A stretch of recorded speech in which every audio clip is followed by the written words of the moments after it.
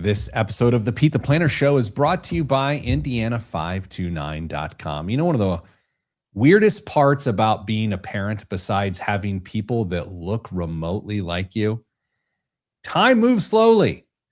And then it suddenly speeds up. It's very strange. It's like a movie that you stop watching on Netflix 2 minutes in because one of the Hemsworths is not in it. 1 minute your kid's learning to ride a bike, and the next minute you're looking at college brochures. We got 2 college brochures in a row from the University of Chicago this week, and my daughter really got into the second one. Then I Googled tuition for the University of Chicago, and then I put it in the shredder. That's why I'm such a big fan of Indiana 529. It's a college savings plan that lets your money grow tax-free for education expenses like tuition, books, housing, and more. But if you live here in Indiana, there's even a better reason. You get a 20% state tax credit on your contributions, caps out at $1,500 American dollars. That's real money for doing whatever you want to do, including buying a nice shredder to shred the very expensive college brochure. So go to Indiana529.com today. It's what I use. It's what my other 2 co-hosts use, because people in the know use it. Hello, everyone. It's me and Chris and Dame. Hello, Dame. Hello, Pete. Hello, Chris. Hello, Pete. All right. A little choose your own adventure. Who wants to choose the adventure of which direction we start with today? Who do we want to do this with? I'm comfortable doing it, but if Kristen, if you'd like to, you're welcome to. You know, well, let's do this. Let's have it be Andy. Oh, okay. Yeah, Andy, live stream Andy. Here's your choice. You get a Pete on the road story or a deep dive into the U.S. economy as of 10:02 a.m. Eastern time. Oh, Andy. March 6th. What do you want? So, Andy, do you want a Pete on the road, or do you want a deep dive? We're going to do both, but you just get to choose which one you want first. All right. She's typing like a cat in a meme. Hope she didn't step. Okay, good. Pete on the road. With lots of exclamation points for those who aren't watching live. Okay. What I'm about to do is wildly unprofessional. Usually I don't disclaim that. I just do unprofessional things. But I have a bone to pick. Uh-oh. And I'm not naming names, but for anyone that was involved, it's going to become wildly apparent. Are you guys ready? Oh, man. We are streamed on LinkedIn. I don't know. Sometimes people forget that. So I've heard. I'm at a conference. Kristen, you've spoken at some events. I don't know how big of a conference. Have you ever spoken at an event where there is a countdown timer and a monitor in front of you so that you can see your presentation without looking at the screens and you can see how much time you have left to present? No. Okay. So needless to say, by your tone there, that is a desirable thing to have. Okay, but you're going to tell me it's not. No. It is that would be so nice to the be greatest luxury. Yeah. Dame, any thoughts there? No, it absolutely makes a world of difference to the people that are listening to the presentation when the person's not constantly turning around every few minutes to check the deck. Jason Brown notes, morning, folks. Your AI thumbnails get worse and worse every week. Wait a minute. I thought you fixed that. Well, here's the thing. I liked when they were getting worse and worse. And so now to me, that's the joke. So I've now made them worse. Okay. Great. Go on. Kristen looks like an anime figure in this week's one. And then for a while, I was just saying, make Kristen look older every week. Look at her. She's upset, but it's funny. It's fine. Okay. So this conference I'm at has both those things. Nice. Right? And the person that goes before me is a person that evidently speaks all of the time. Like they're of the profession, right? So they're not their first rodeo. And so they're going and they're going and they're going. And then they say, oh, I got 5 minutes left. So we had timeout here. Timeout. Granted. Yeah. Dame, we talk about inside baseball a lot on this show because of Scott Rowdy, 5 minutes and 21 seconds. We talk about inside baseball, saying how much time you have left based on the clock itself, kind of a rough thing to do. Yeah. Okay, it's okay. Then, hey Jo, how are you? Then he goes, all right, minute 30 left, so let's keep going. Keeps going. Then he goes, 30 seconds left. Then he speaks for 12 more minutes. You guys know my relationship with time. It's unhealthy. Yeah. It's wildly unhealthy. Dame, some things are healthier about me today in 2026. My relationship with time remains as toxic as ever. Please tell me some people got up and left. No. They waited until I walked on the stage. So I walk up to the stage because that guy gets done. And at this point, I'm like, I might call in a bomb threat. Like, I'm so mad because I can't get over stuff like this. It's too punitive to me. So he finishes, walks off the stage, and I mean, there's only about 100 people in the room. 20 of them get up to go somewhere, the bathroom, to call in a bomb threat of their own. And so I get on the stage, and I the first thing I said, because it's so wild. You were passive aggressive in front of everyone. Wow. Yeah, maybe. What I said is, as our people are getting up, I was like, hey, real quick, could everyone please leave the room? I knew it. You couldn't help yourself. Well, I mean, I didn't say anything about the guy, but I was just like, and then so I gave myself on that 30 minutes. I flew to Phoenix for 30 minutes. Definitely a B minus, maybe a C plus. I mean, let's be honest, it was still better than everyone there. But I was so mad. I couldn't get over it. Damn, I was so mad. I can understand that. And did it reduce the amount of time you had? Like, did it? You just said 30 minutes. No, I know. No. Here's the thing. That's a different category of things we're not going to take to air. But I'll just say this: I had 30 minutes. I knew I had 30 minutes. Oh, okay. And I finished on the second because I'm a freaking professional. What a pro! If you're a professional speaker or you speak a lot for a living and you don't hit the time marks, you're terrible. You're terrible. Yeah, most people don't get the luxury of more Mellencamp for the people if you undershoot. That's true. Here's the thing. Sometimes I feel like this show could be like a Pete the Planner After Dark, not in a sensual way, but like that I get to say whatever I want to say because I do show restraint. Guys, I don't have time after the show today for you friends to tell the rest of the story, but there's more to the story that is just so much more aggressive that I'll share with you later. Great event. But I was so mad. You're saving that for the Pete the Planner live show when we all get on stage and record an episode live, right? You know, in my AP speech class, that speaker would have failed.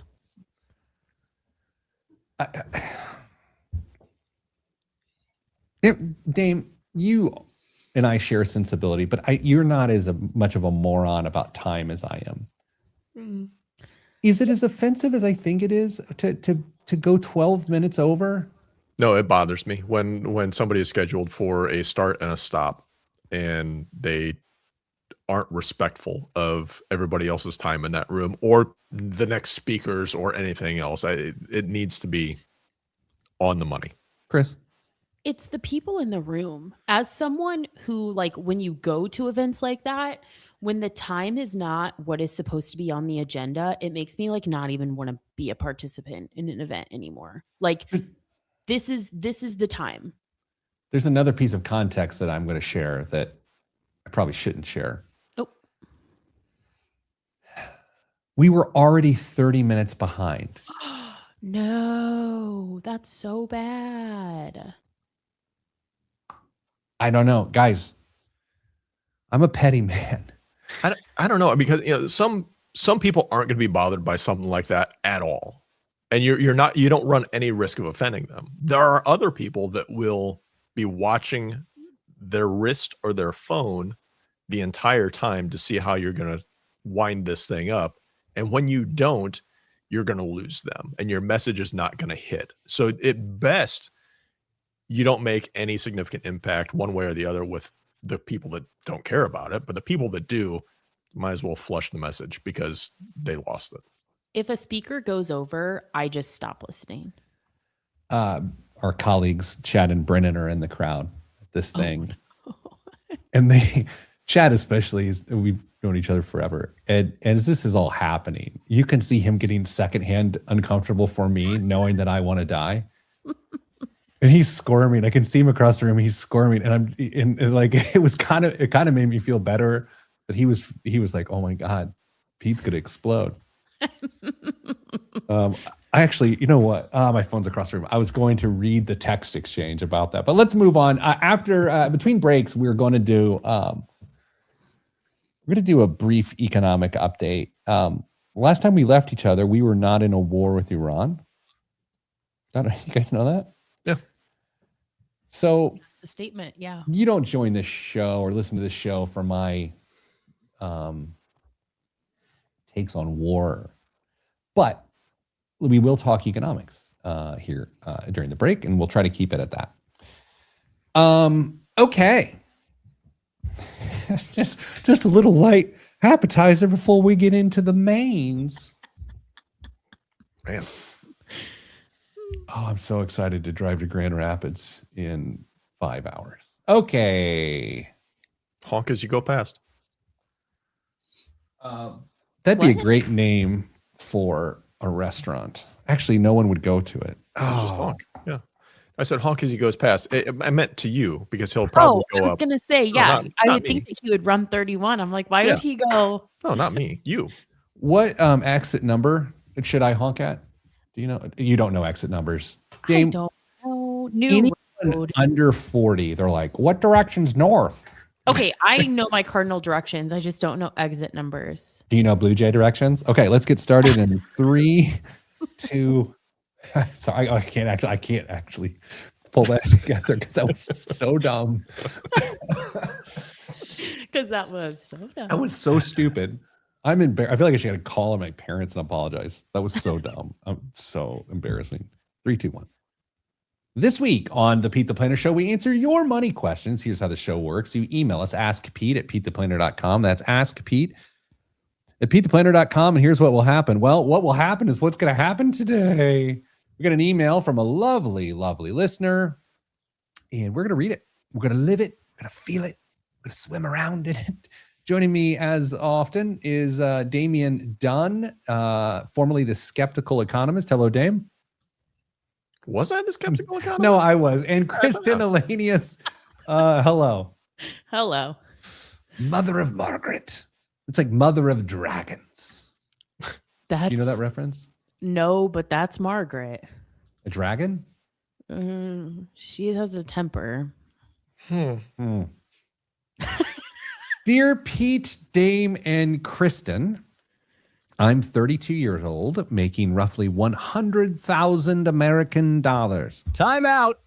Already? Used to mean more than it does now. I'm sorry. Wow.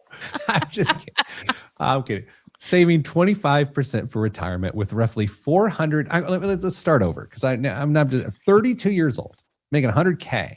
Yep. Saving 25% for retirement. You Fantastic. go, girl. With roughly 450,000 in Roth accounts, 60K in a brokerage, and 10K in an emergency fund, and an additional 50K in savings. Time out. How does she have $450,000 in a Roth account? No. I don't. Maybe there was a custodial Roth account when they were young, and there was some cash dumped into it for a very long time. Maybe they loaded up on. Do you think maybe they're combining 401k and Roth IRA accounts? Oh, that seems a lot. Oh, and Roth accounts. Yeah, she didn't say Roth IRA. Okay. Dame, you're using that CFP hard. Yeah. My partner, Thank you. the same age and received an advanced degree, which delayed his entrance into the workforce. Time out. You got to be careful. I feel like when he entered, thank you, Dame. I'm going to pull back a half beat here and just say, I feel like when you describe someone entering the workforce in that way, I feel like there's music, like these walkout music, just like, all right. Remind me to tell you a story during the break about music. He's making roughly 60,000 American dollars and saving 12% for retirement. I would estimate there's about 40K split equally between retirement and savings. Okay, so take a breath. 60K, saving 5K a year. He's got 40K between retirement and savings. Are we caught up? I think so. And by the way, 12% for saving for retirement at 32, plus maybe a little bit of match. We have no beef with that. It just looks a little skewed, puny compared to what other partners doing. Yeah, both of these folks are killing it. Yeah. Just plain out, unequivocal. Started in his career late. Fine. It's what you do when you start, and he's doing the right thing. Yeah. Continuing. We plan on getting married in the next year. Intend to combine our finances. Do not want children. Enjoy living very frugally. Do not have student or vehicle loans, and are currently renting.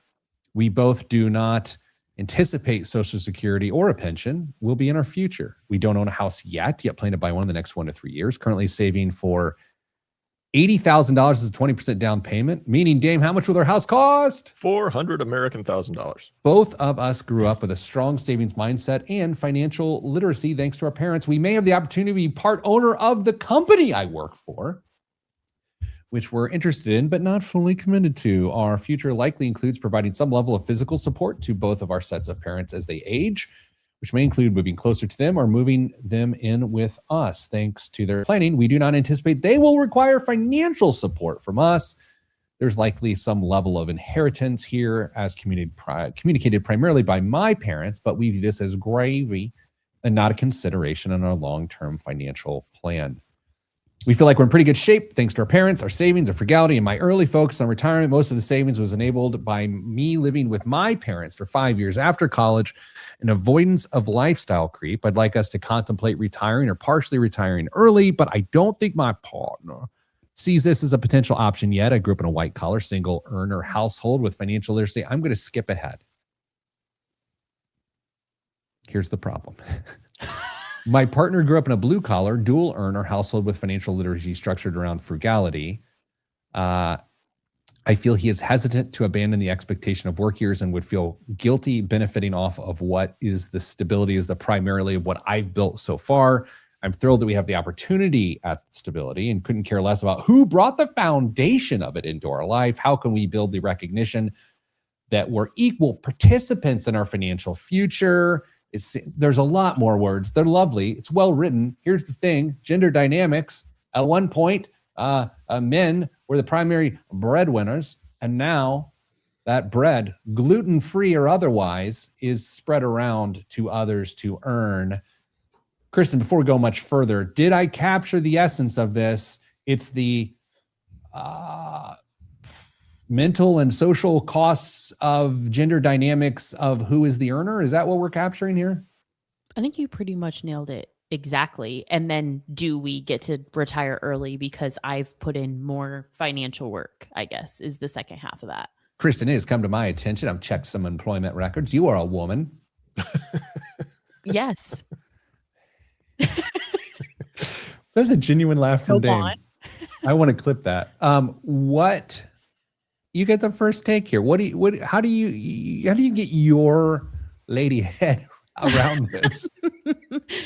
Do you guys know? I had to look it up because I wasn't entirely sure. Do you know that 1/3 of women out earn their husbands? I did not know that. Wow. Almost. It's just shy. It's like 29%, I think. Huh. Okay. Okay. And actually, oddly enough, I was at a conference this past week, and another speaker I saw said that I think like 20 years ago it was 5%. Wow. So this is not that unusual of a problem, but it feels like and by problem, I mean thing. It's something no one talks about. No one talks about this, but this is a thing.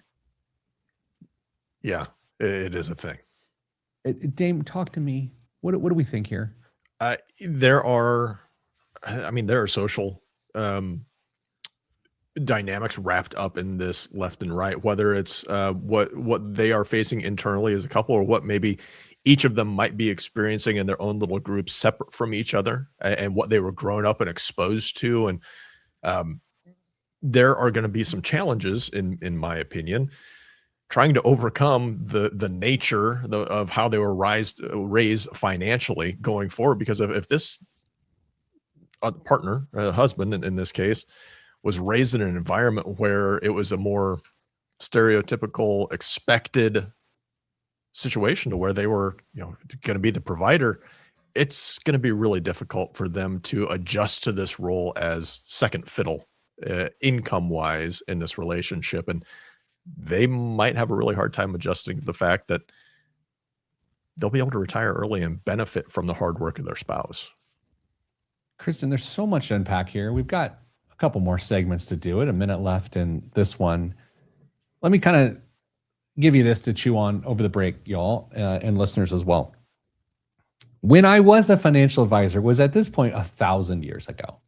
I was doing the financial planning of Cro-Magnon man and his lady that he pulled into the meeting by her hair. I found the most difficult money conversations to have were with the couples where this dynamic was present. Because of socialization.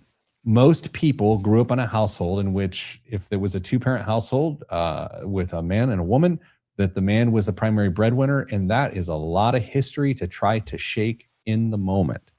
So coming up after the break, we're going to talk through it. How does this situation get resolved, and how does it get resolved for you if it's your situation? I'm Pete the Planner, and this is the Pete the Planner Show. I was asked so as this event is running long, a person comes over to me and says, what do you want your walk-up music to be? Oh. And at this point, I'm just like, I can't even, seething, right? Because I'm immature and petty. And I wanted to say yakety sax. Like I wanted that. But they ended up playing Kendrick Lamar Money Trees, which I thought was interesting. So, oh well. Right. Anyway, Chris, I know you are a market watcher. Have you looked at the market this morning, Queen? Pete, I don't check the market ever. Oh, I was setting you up. So things are not great. And again, in any given snapshot or digital photography moment, it is likely that the market's either good or bad, and you shouldn't overreact to it. But this morning is not great. And there's two primary elements as to why this is what it is. The first is a comment by President Trump this morning that says, Trump says no deal with Iran to end war without unconditional surrender, which means oil prices are absolutely spiking because the dynamics of unconditional surrender, well, frankly, it's unconditional, or it's unorthodox. Like it is not unconditional, it's unconventional, I should say. Oil prices are $88 a barrel, Dame. Go. Is it unconditional surrender? I mean, usually when you go to war with somebody, you usually expect birds. Oh, did you hear them? They're back. I mean, usually when you, in my opinion, when you go to war with somebody or military action or whatever this is called, you expect them to surrender. But with conditions, actually, I think that's my point. It's usually more nuanced than unconditional surrender. You come to an agreement. I'm no war expert. I don't want this to be the point, but anyway, so that's one element of the market. The other is the jobs report that came out this morning that U.S. payrolls fell by 92,000 jobs in February, and the unemployment rates ticked up to 4.4%. So we're going to do a little game called monthly job creation in the U.S. based on the U.S. Bureau of Labor Statistics. Mhm.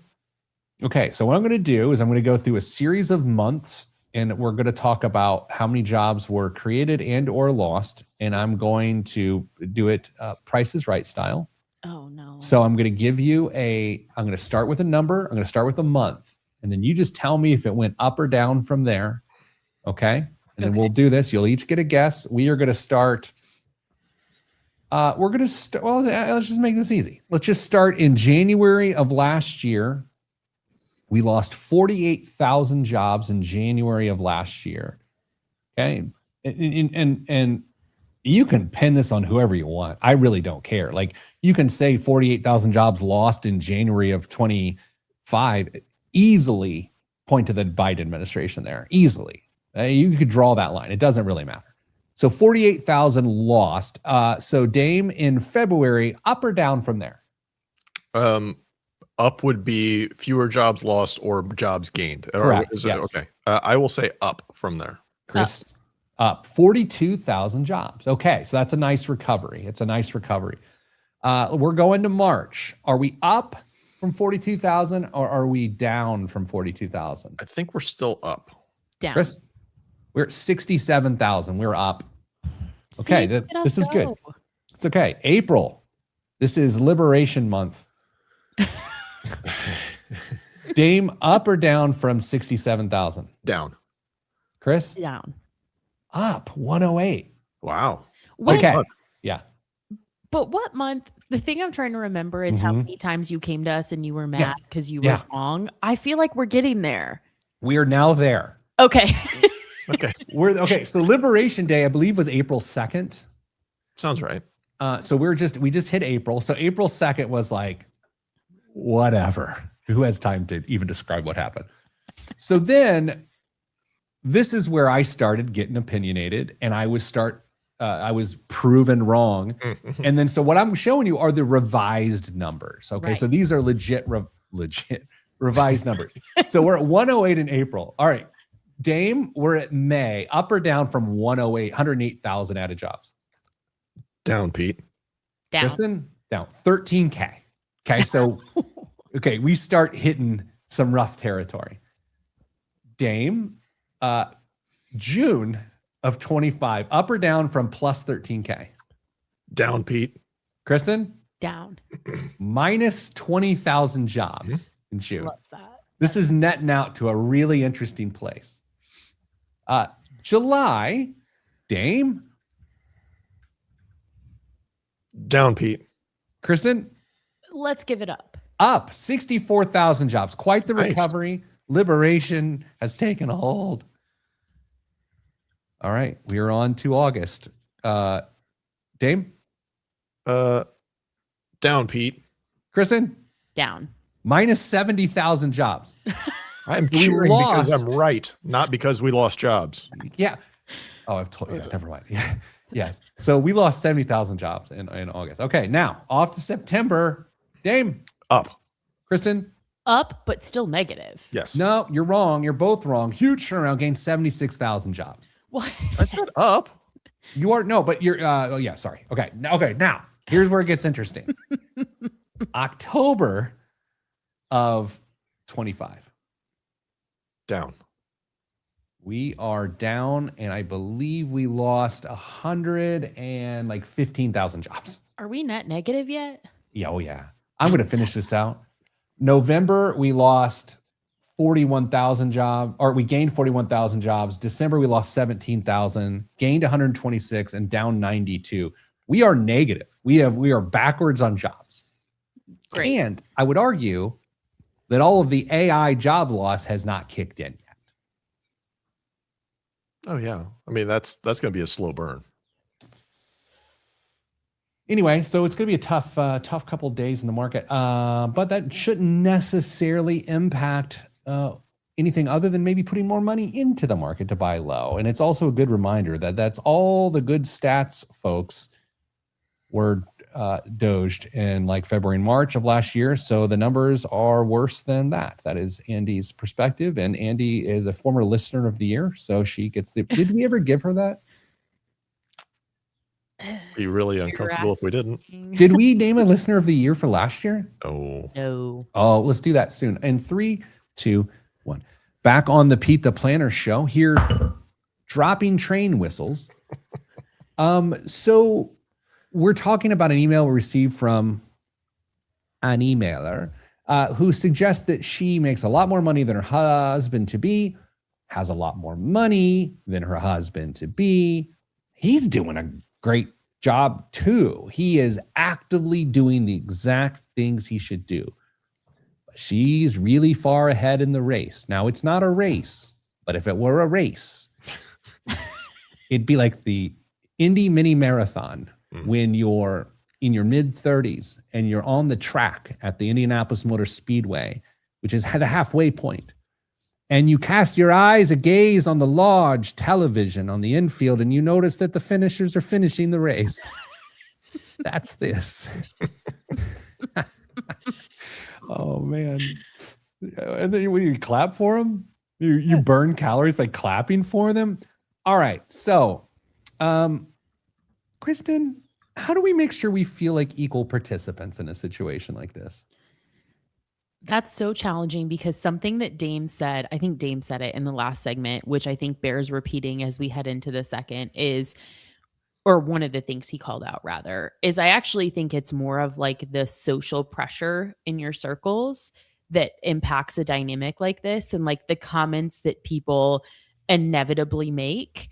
And it just continues to like stoke, even if you feel like you have a good foundation, then when someone comes in and like makes a comment, I think it continues to stoke this like uneasiness or uncertainty that we still have as a society when it comes to like these flipped gender dynamics and income earning.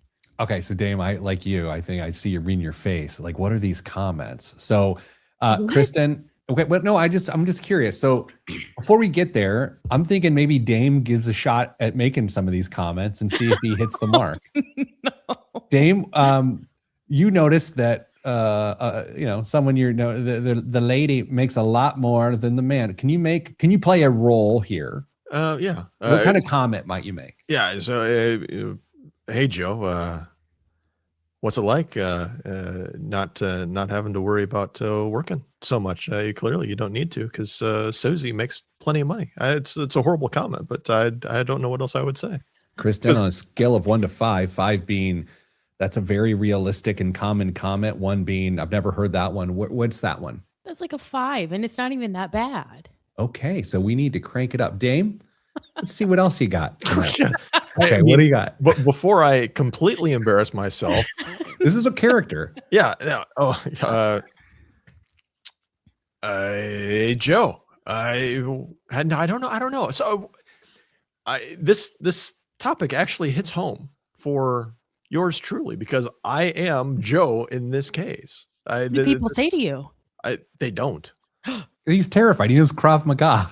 They don't say anything to me, but I will mention that early in Mrs. Advice's career, when she was still working for a very large accounting company, one of the women partners pulled her aside and said, "Hey, you've got a pretty bright history or a pretty bright future in front of you, but I want to let you know that it can be really, really hard on relationships because there's a lot of them that can't withstand when the woman's making more than the husband." So it was called out really, really early to us. And I said, no problem for me. I'll ride the coattails as long as I can. I didn't say that exactly, but no. Kristen, since Dame is giving a very personal perspective, which is very balanced and thoughtful, allow me to jump into the character of saying insensitive things. Thank you. Oh, Andy suggests, what's it like to be a kept man? I feel like that's a pretty common aggressive comment in this situation. That feels realistic, right? yes. Why don't you take us further? I feel like you've got some loaded up there. As a recently pregnant woman, you, not me, you are also subjected to various insensitive comments from people. So what in this capacity, what have you heard? What's interesting is I almost think that it's, in my experience, because this situation hits home for me as well. This is our dynamic. And I think more than anything, it's like when people for me, what's difficult is people assume that I couldn't be the breadwinner because like that's just not how it goes. And then it makes things uncomfortable of like, then does he jump in and like defend me because like, hey, she does well for herself and she works really hard. And then, but what does that do to him in that social dynamic of like, well, then like, why aren't you the breadwinner? I think that's where it becomes really uncomfortable is like people make these comments assuming that's not the dynamic. Can I make an admission, please? Like it's gonna be calm. Don't worry. Oh boy. As we're going through this, Dame says, "Hey, this is me," and then as I pass to you, Kristen, I'm thinking to myself, "Oh my gosh, is she gonna say it's her too?" Yeah. Because here's what I'm thinking. I'm just being honest. Dame as a man is like, yeah, I'm owning this. This is it. And is it something you have to own? It's just reality. It's there's no burden to it, right? But then I'm just thinking about your partner. I'm like, well, Kristen's gonna say this, and her partner's not here to speak for himself. Like this is what I'm thinking. I am the problem. I am. I was gonna say. I know, like, but that's gender dynamics. Like that is like, oh, well, Dame can speak for himself, but like. That's crazy. I mean, it is a little, yeah. Yeah, it is. But I mean, like, at least I'm self-aware. But it's real. It's yeah. real because it's just the way that societally we talk about or don't talk about these things. And I will say this emailer wrote to us asking for advice. So all I can do is tell you what has or hasn't worked in my personal circumstances or what I've seen anecdotally, which is that you just have to have the conversation in advance of how you want to handle those situations. I don't expect him to come in and like defend me when such and such relative makes some comment about how like he can't afford to not have me around now that we have a child. And I'm like, I can afford to handle myself, you know, like I don't expect him to like come in and say anything. But if that's not the expectation, if you want the record set straight, like those are the conversations you need to have in advance. Yeah, I decided a long time ago that if it came up, I just smile, nod, maybe say something, and then turn around and get my Porsche and drive off. Now I don't have the Porsche yet, but I'm still, it's still someday. But that's how I plan on handling it. There's a lot here, guys. So Kristen, this fella might feel provider guilt. Like he is not the person. He might, like you mentioned, this fear of dependency of like, oh, I actually am, I'm trapped. And I'll be honest with you, Kristen, saying I'm trapped in this scenario is pretty rich in irony, given that women for centuries have literally said the same thing. 100%. And I think that's what makes it so uncomfortable is, what's really challenging is I would venture to guess because of the age of this person that they're very practical when it comes to, and I could be wrong about this part, but very practical when it comes to the reality of like statistical likelihood of success in relationships. And I think maybe that's the thing that could ultimately be a little bit of a concern here too, is like, what happens if this doesn't go the way we expect? And the partner who makes less has been reliant on the partner who makes more. Then what? Dame, I think the element that we're not talking about yet, which we're about to bring up right before the break, so we can all take a deep breath before we talk about it, is this. If children are involved, then there's the whole default parent scenario. And that's where this takes the strangest turn, is that we are still socialized that the default parent, the primary rearer of children is the woman. And if that's the case and they're the breadwinner and they're not getting the support from their partner, then that's why this is so much different and more difficult than what it's been for decades. So we're going to hit that when we come back right here on the Pete the Planner Show. I'm Pete the Planner. Ended 6 seconds soon, but as Dame knows, when listening to a little Johnny Cougar, Dame, I watched on a flight, the Bruce Springsteen biopic with Jeremy Allen White. Have you seen it? No. I don't bother asking Kristen about movies anymore. Actually, I like him as an actor, so I considered watching it, which is a lot for me. Biopics are a tough one because you're either seeing the person as the person or you're seeing the person as the actor who's trying to be the person. Yeah. Ray Charles biopic with Jamie Foxx. You were watching Ray Charles, in my opinion, right? Mm-hmm. This one, you're sort of in and out of consciousness of like, that is Bruce Springsteen. That is not Bruce Springsteen. I will say this. I really enjoyed the movie, and it was a lot different than I thought it would be. And I'm still anxious to see the Bob Dylan movie. Have you seen that one, Dave? I haven't seen that one either. Gosh, okay. Who would play me in a Pete the Planner biopic? Would it be Paul Giamatti, freshly shorn, or what would we do? Danny DeVito? Danny DeVito. That's so awesome. so great. That is a good one. Thank you. It's funny. Thank you. Kristen, you want to take a shot at what actor would play me? I don't think I can top that. Delroy Lindo. Plus, I don't know people's names. That I wasn't going to say it. The female breadwinner thing. You don't know movies. Yeah, I don't have the time. I love this topic, and it's because I know I've been talking. I just have a lot to learn. Like I want to be more listener than talker here, or at least ask questions and allow other people's perspective, because I just have not personally experienced it, and 2/3 of our show has. Are we actually going to answer her questions though? No, forget that. 3, 2, 1. Back on the Pete the Planner show. When you email us and there are question marks, we address those question marks. That's what the show is. You can email us, askpete@petetheplanner.com. You would ask financial questions. You could email us questions about anything from cutlery to horticulture. We're not going to be able to help.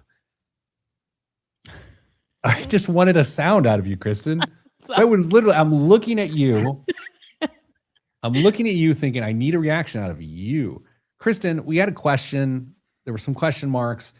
We were talking about female breadwinners and a male-female relationship and the dynamics of that. 2/3 of our show live that reality.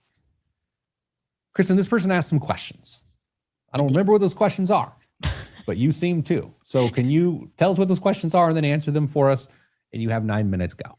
Okay. So the first actual question she asked us was, should we continue saving into qualified accounts at our current rates or shift toward paying off the future house and building a non-qualified portfolio? Again, for the people who are just joining us, early retirement is part of the discussion for this couple who are combined killing it on both the income and the savings front. But the vast majority of savings is in Roth qualified accounts. So what do we think? Should they cut back their savings? I mean, early retirement is a goal. I mean, if that's the goal, you got to run hard. And this lady has been running really, really, really, or 25% of her income, saving $25,000 a year. What do we think? I would, because they didn't really, I mean, they told us what they think that they want in a house, but when you have the discretionary income and they have like the gross income to support it, they might end up looking for something a little bit more than what their frugal minds currently have set in place. I would maybe lean toward really aggressive down payment on a house and working on getting that debt paid off more than continuing to super fund the 401ks, but I'm interested to see if anybody else agrees or disagrees with that. Even if they don't put another penny in Roth at age 32 and they get a 7% annual return, it's going to double 3 times between now and 62.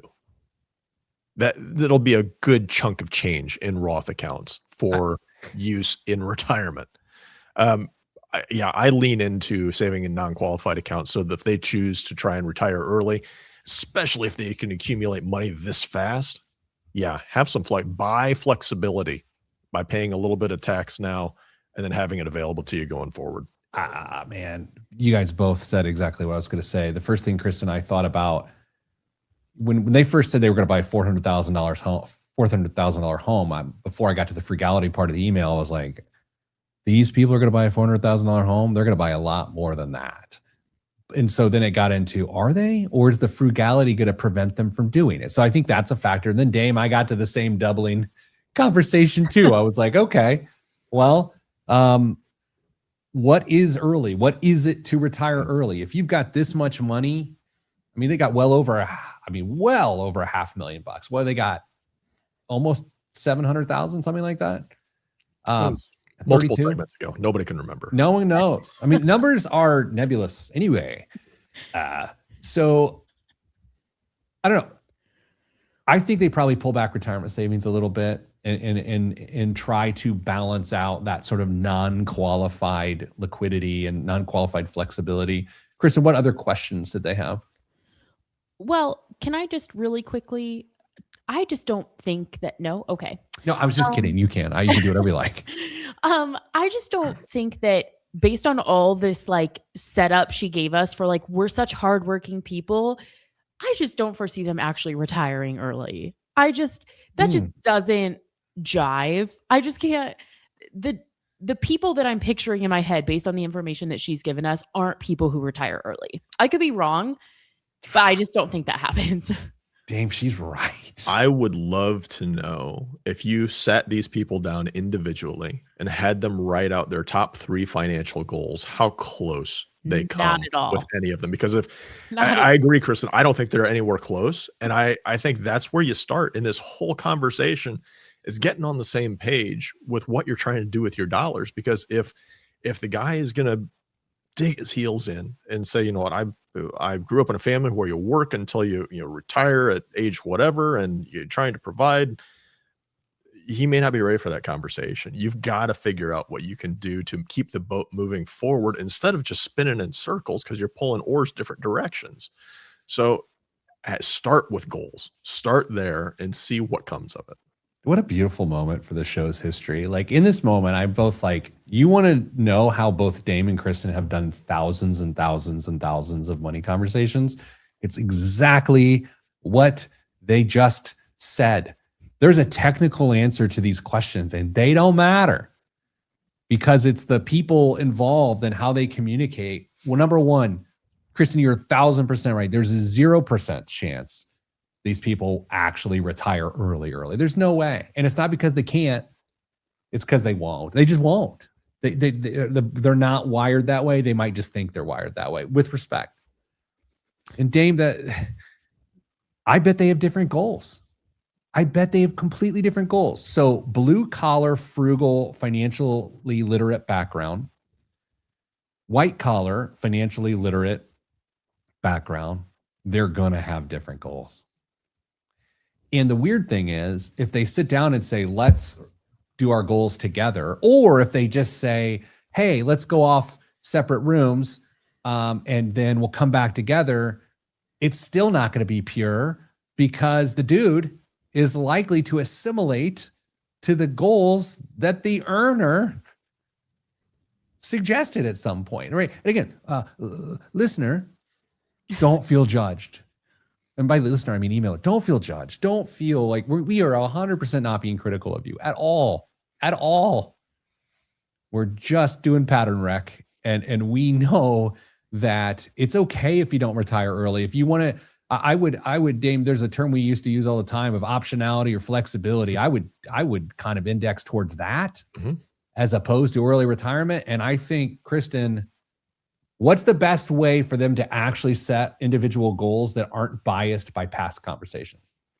That's so incredibly challenging because they have to have the conversation with someone else, like someone that they feel that they can be totally transparent with, like the best friend that they had before they were in this relationship, maybe someone to like gut check, like, okay, but Damian, I think that maybe this is more who you are. Like, I think that would be the best person to sit down with. Yeah, they need to sit down with somebody. They can't do this on their own. This part. No. Yeah, and it may help to have individual conversations first before having that joint conversation, just to work through some things, maybe make some realizations or recognition of some certain things that you didn't realize were there. I'm not talking like a full-blown therapy session, but sometimes thoughts become a little clearer when you say them out loud versus just running them through in your head. Once you hear the words actually come out of your mouth, it's crazy, but crystallization happens when you actually do that. So you got to talk to somebody when you're having stuff like this. To that point, I like mayonnaise more than I want to admit. and saying it out loud. Like it's honest. Yeah. It's an emulsion, right? I like it more than I want to admit. I can't with you. Okay.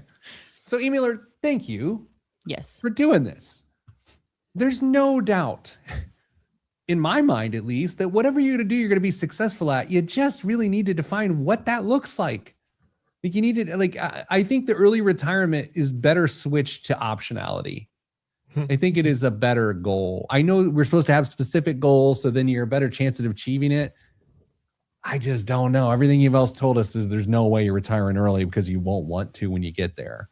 So that's optionality. The second thing is, it sounds like she's the one pulling them forward financially, pulling these conversations forward. So as you pull the what are our individual goals conversation forward, I'd probably bring a third party in to help facilitate that, or you're going to get what you want to hear as opposed to what reality is. So it's with that we take a break. Right here on the Pete the Planner Show, I'm Pete the Planner. Boy, oh boy.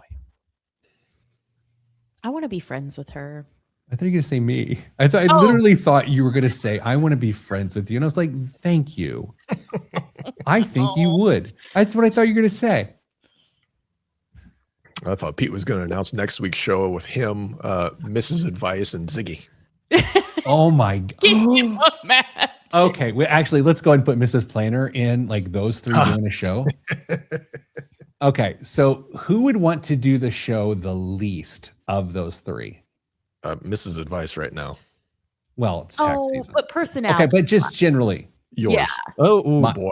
Who's yours? There's two people here. Mrs. Planner. I think Mrs. Man, I don't know. It's so hard. But I give the legacy issues to Mrs. Planner. Yeah. No interest. She would no way.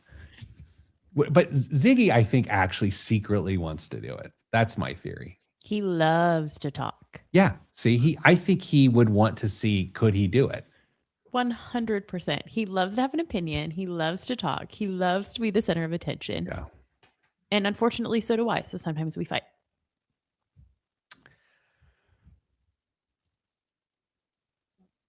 I just wanted like a brilliant. I knew that's what you were doing. I know. I'm sorry. That's rude. Let's get going because I have things. In 3, 2, 1. This week's biggest waste of money of the week right here on the Pete the Planner Show is Trey the Triceratops skeleton. For nearly 30 years, Trey stood at the heart of the Wyoming Dinosaur Center in Thermopolis, where more than 1 million visitors came face to face with the Triceratops. Now, for the first time, he's going up for sale through Pharrell Williams' auction platform. Time out. I hate everything. Excavated in 1993 from the Lance Formation near Lusk, Wyoming, Trey measured 17 feet 4 inches long and stands over 7 feet tall at the horn. Preserved as a subadult. Time out. Same. His bones have been colored by millions of years of mineral absorption. Wonder if he takes magnesium. He is the only museum exhibited Triceratops skeleton ever to come to auction. Gosh, I have so many thoughts. I love that someone owns this. It's like the zoo. It's like, oh yeah, you own that tiger? Yeah, good for you. You just took a tiger. Like, how does someone own this? Joe Exotic. Yeah. Kristen, you are notoriously an amazing guesser of vertebrae. What do you believe this Triceratops skeleton costs? I feel like we've guessed this before. Well, I'm an old man who can't remember what he had for lunch yesterday, so not surprising. I'm such a bad guesser. I would still have no idea. Wait, is it a starting bid? I'm sorry. Yeah, it's sort of it's a number plus, right? So it's going to be an area. I don't know. You guys are going to laugh at me so hard. I hate this game so much. This guy costs starting bid $3 million. Okay, Dame. To say if this is like an actual complete skeleton or some of those bones like molded and formed, and there's only like 30% real triceratops here. I mean, you see it, right? It's like, it seems real, maybe. Sure. Okay. It's a sub-adult. Did we mention it's a sub-adult? Sub-adult. Yeah, it's not a full-grown It's a triceratops. sub-adult. So yeah, you're getting. I will go with. We'll go with $5 million. $4.5 million. Reverend Fro, who is going to get Listener of the Year for 2025. Reverend Fro, breaking news. Congrats. Listener of the Year of 2025. Guessed $4 million. She was close. Yeah. There's nothing more rich guy than owning a dinosaur. Truly. That's exactly what I was thinking. Yeah, it's crazy. All right. Dane, what's in the news this week? In California, there's a decent chance that if you want to own a home, you have to wait until somebody buys the farm.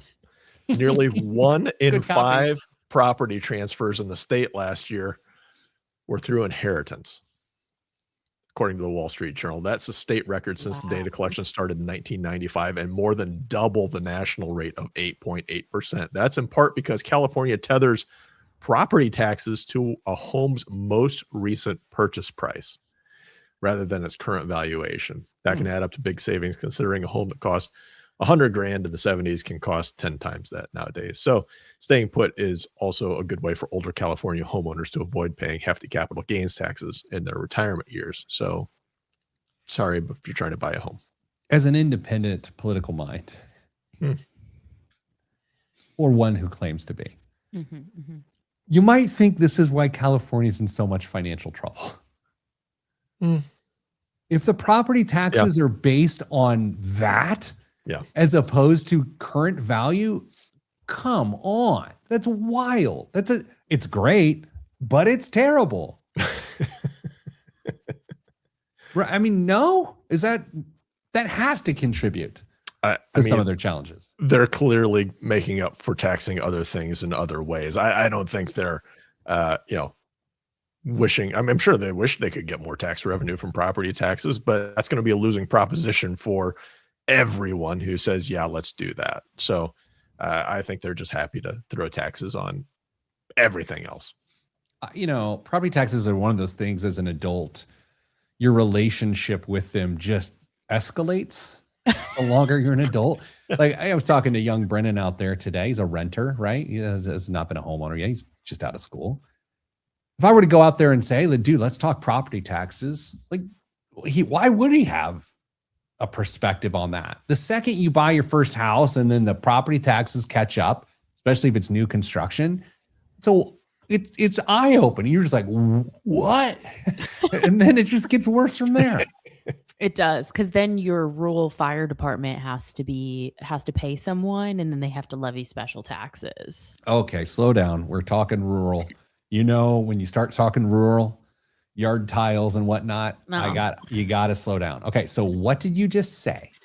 Our local fire department is volunteer. Time out. What does that really mean? Is it just like there's a fire and then someone just goes, I got it. They just run out there with a Mountain Dew bottle and just start spraying it. What happens? The firefighters themselves for my township fire department are volunteers. So they don't get paid? Very, very, very little. I got to do some reading on this. I understand it conceptually, but I think I need a lot more details about this. So whose equipment do they use? The township. The township pays for the equipment. It's housed in a firehouse. Calls go out. I don't know if they carry, pagers or, just carry radios with them wherever they go in your township. And they have blue lights in their cars, which they are not supposed to speed. They're supposed to turn them on to get people out of the way. They all speed. And they go to the firehouse, or they keep their turnout gear in the trunk or the bed of the car. And they go directly to wherever the incident is. So it's a cost-effective way to try and keep your township safe. Is there any doubt that Dame knew this much about this? Literally, I'm turnout gear? Did you say turnout gear? I did. Why didn't you? What kind of man are you? What does that even mean? Like how? You're not just going to wade into a fire in your Wranglers and your button down. Sure, Pete. but You- what is Girl turnout Scouts. gear? You're Like fire pants is what I'd Yes. say. boots, bibs, and helmet. your coat, your helmet. You got everything. Turnout gear. I just imagine turnout gear. I just imagine like I go into my trunk, I press it, it goes beep, beep, beep, beep. And I look, there's a soccer blanket, there's a flat bill hat, golf umbrella, and there are my fire pants. Like, what is this part of the idea that there's just not that many fires in a small community? So why employ firefighters? Is that the idea? I actually don't know why. If it's a way to keep tax dollars down because the demand maybe isn't there. I don't know what the original justification was for having just like a volunteer fire department. Dame, do they still pose for calendars? Only in certain areas. Yeah. But it's usually bet for if- fundraisers. Also, I'm sorry, I gotta get this joke out. I'm sure the volunteer firefighting calendars are much worse than normal firefighter calendars. Depends on what you're into. I like mayo. Oh, I'm sorry, Kristen, you actually had a point. oh, actually, mine wasn't a real point either. I was going to say that no one's putting their turnout gear in a hatchback, but Oh my gosh. I don't even want another news story. I just want to think about the whole, so Dame, the blue light, they're not, are they going to the scene or are they going to the firehouse with the blue light, or is it kind of both? If possible, you're supposed to go to the house, so you ride on the truck to the scene. But I'm sure if there are people who get a late start on it, they're going to probably just hop and drive into the scene. I've never thought about this deeply. Like, I know I get the concept, right? you probably didn't know it was a thing. No, I knew it was a thing. You hear the term. I mean, it's a common phrase, volunteer firefighter. I never really thought through like the fire pants that you carry around, fire gloves. Anyway, thanks to all of those volunteer first responders. Appreciate it. Sending you good vibes, because good vibes are all in the budget, including volunteer budget. Here at the Pete the Planner Show, I'm Pete the Planner. I'm going to be with two firefighters this weekend, and I'm going to ask them all about volunteer firefighters, and they're going to look at me like I'm a moron. In other words, just like normal. I think that might be a heated topic to bring up to a paid fire. Oh, great. I don't know. I mean, even some smaller urban fire departments have full-time firefighters, but are staffed with lots of volunteers too. Well, I just think that like where I'm at right now, there's a lot of like local political turmoil of like whether the dollars should be used to actually pay for this to happen. So I don't know what those like internal politics are like. Might be Time out. Yeah. Breaking news. What? Breaking. What? You guys, chaos. Politics. Yeah. Yeah. Economics. What? Continue. Customs and Border Protection tells judge it can't possibly comply with the refund order.